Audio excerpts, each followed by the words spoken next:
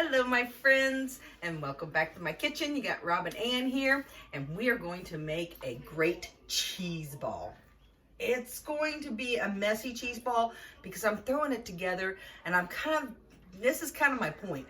If you don't have time, or if you just want something to snack on yourself, you can make a cheese ball, and you can make it into a ball and cover it with nuts or meat, however you want.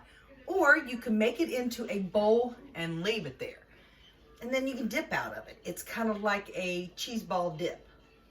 You know what I'm saying? But it's real easy. You don't have to have a lot of different ingredients. I am excited because I love a cheese ball. I really do. But I'm just going to tell you right now, I hope you have your cream cheese because that's your main ingredient. You need to have it thawed out. If you don't, you can put it in the microwave for about 20-25 seconds. You don't want to get it too hot. You just want to get it pliable, workable thing so that your ingredients will go into it. That's the main thing. And again, I'm going to tell you what I'm putting in here today, but I'm going to tell you really what you should put in. But I'm going to let you know that you can do you. You don't always have to have the fresh ingredients.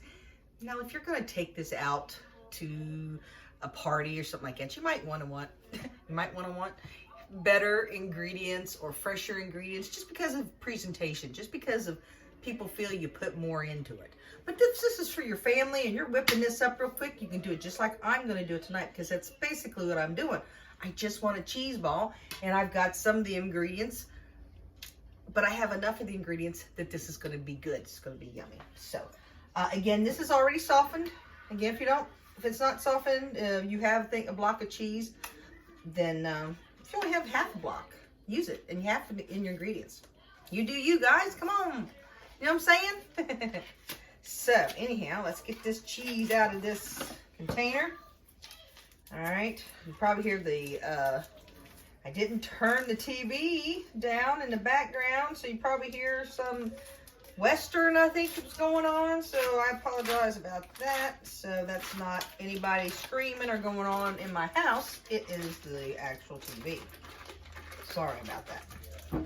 So, we've got that, all right? I got that. Now, give me just a second here. Okay, now, got that in our bowl. We need to chop up our meat. Now, here's another place that you can sub meat.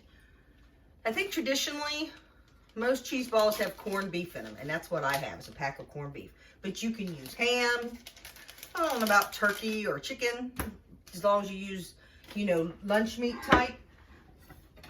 Again, do what you got to do. Now, what I would do if I wanted to put some ham or something on the outside, a lot of times I'll take corned beef and ham and mix it together.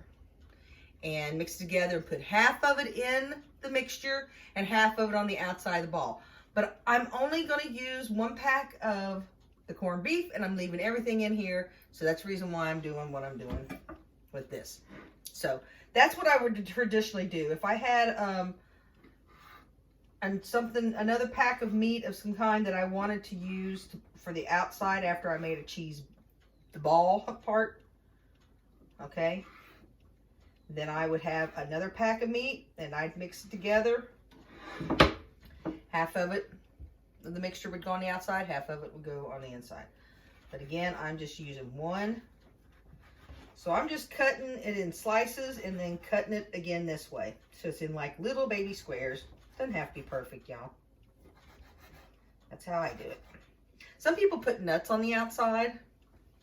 That's okay. That would be great if you just wanted to put some nuts on the outside. If you've got some chopped up nuts. Don't do a lot of nuts around here.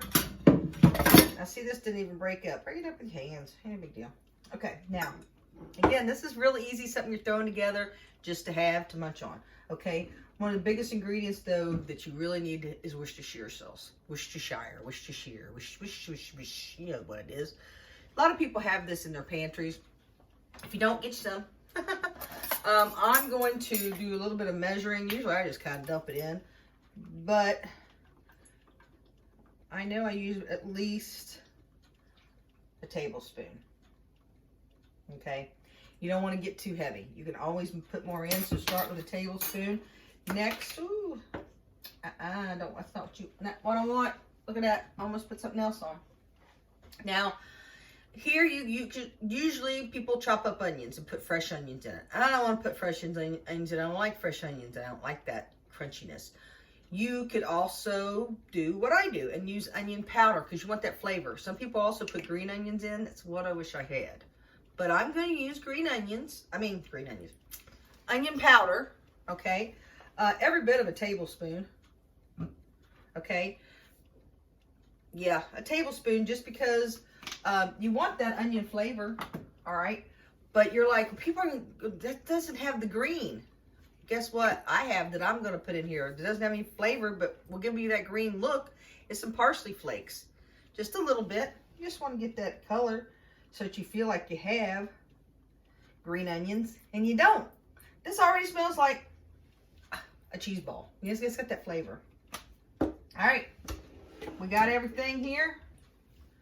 Mix it up. My hands are clean. Okay, just mix it up. With only one block of cream cheese, I could have probably made a small ball out of this and put half the meat on the outside. It would have covered it. But y'all, I'm just putting it. I might transfer it over to another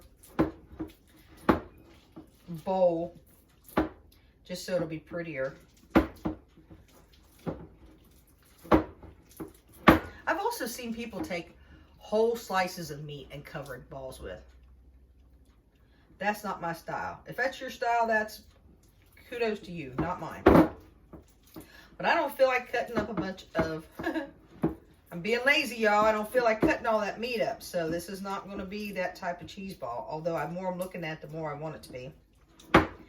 You know, you get used to what you're used to making. But I make it like this all the time.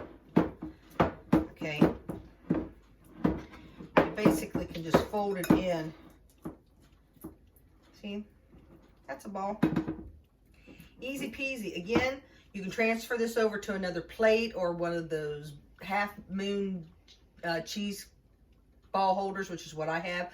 Cover it with nuts. You can cover it with more meat. You could cover it with just about anything you wanted to. I've seen all kinds of things that cheese balls are covered with. Tell me what you cover your cheese ball with. And please share out this recipe if you think anybody would want it, because you do you. These are easy things to put together. I'm standing here with my hand like, because I want to lick it. I tell you I do. Here, I can get me a little bite. Now I'm doing keto. That's good. So I got to figure out some kind of cracker or something to put this on. But I love this stuff. It's very easy. Very, very easy. But hit that subscribe button, ding that bell. That way you'll get notifications when I do any of these recipes and do comparisons, taste comparisons, and all that good stuff. So I gotta get washed up. Thanks so much for dropping by. I really appreciate you. So make sure you do me a favor and love yourself and love somebody else, because life's too short. And I'll see you next time. Bye.